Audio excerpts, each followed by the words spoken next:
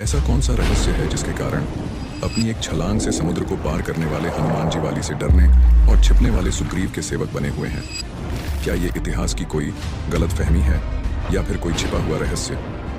इस प्रश्न का प्रमाणभूत जवाब ढूंढने के लिए हम आपको लेकर चलते हैं हनुमान जी के बचपन के समय में। हनुमान जी बचपन से ही शक्तिशाली और बुद्धिमान थे।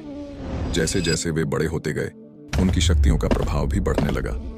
उनके पिता केसरी ने सोचा कि अब मेरा पुत्र बड़ा हो रहा है तो उसे शिक्षा देनी चाहिए। लेकिन केसरी जी के सामने सबसे बड़ा प्रश्न ये था कि आखिर इस पृथ्वी पर ऐसा कौन सा व्यक्तित्व है जो हनुमान जी जैसे शक्तिशाली वीर को शिक्षा दे सके। इसका कारण ये था कि जैसे ही कोई शिक्षक हनुमान जी को कुछ भी कहना शुरू करता, उससे पहले हनुमान जी उस शिक्षक को पूरी शिक्षा सुना देते थे। इसलिए कुछ अर्षियों ने केसरी जी को सुझाव दिया कि इस पृथ्वी पर केवल एक ही ऐसा व्यक्तित्व है जो हनुमान जी की गति के साथ मेल खा सकता है, और वो है सूर्यदेव। इसीलिए हनुमान जी को शिक्षा ग्रहण करने हेतु सूर्यदेव के पास भेजा गया।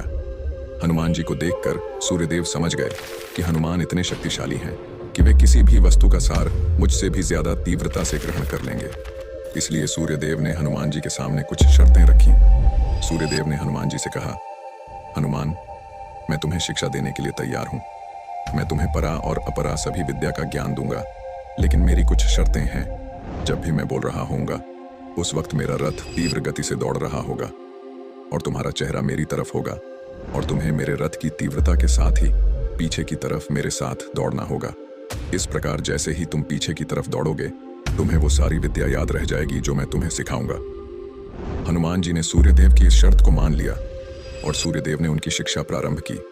शर्त के अनुसार ही सूर्यदेव अपने रथ पर तीव्र गति से दौड़ रहे थे और हनुमान जी सूर्यदेव की तरफ देखते हुए पीछे दौड़ रहे थे।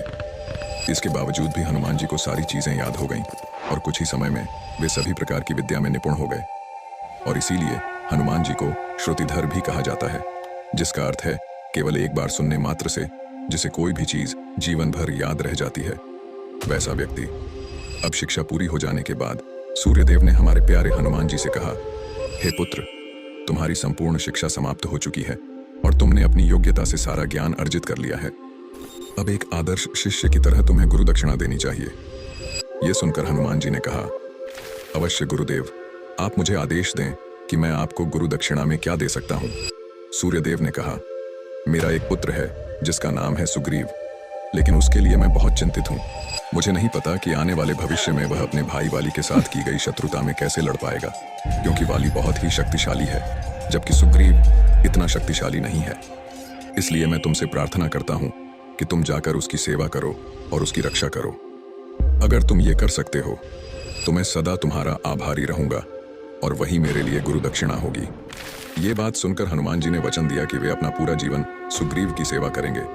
और यही कारण था कि हमारे प्यारे हनुमान जी महावीर, पराक्रमी, तेजस्वी, बुद्धिमान और समर्थ होने के बावजूद भी सदैव सुग्रीव के अत्यंत विनम्र सेवक बने रहे, क्योंकि उन्होंने अपने गुरु को वचन दिया था। दोस्तों, जब भी हनुमान जी की शक्तियों के बारे में बात आती है तो अक्सर उनकी शारीरिक ताकत की चर्चा होती है, लेकिन हनुमान जी की वास्तविक शक्ति एक ये भी है कि अपने दिए हुए एक वचन को पूरा करने के लिए वे उम्र भर उनसे भी कमजोर सुग्रीव की सेवा करते रहते हैं। इसी को विनम्रता कहते हैं। शारीरिक शक्तियों को तो मनुष्य अपने बल और ताकत से आसानी से अर्जित कर सकता है, लेकिन असली ताकत मन की होती है। जिसने अपने मन को जीत लिया, उसने समग्र सृष्टि को जीत लिया। तो ऐसे हैं हमारे प्यारे हनुमान जी। ऐसे ज्ञानी और महावीर हनुमान जी के लिए एक कमेंट तो बनता है दोस्तों। हमें आपके समर्थन की जरूरत है, तो इस वीडियो को लाइक करें और चैनल को सब्सक्राइब करके बताएं कि यह वीडियो आपको कैसा लगा। जय श्री राम, जय बजरंगबली।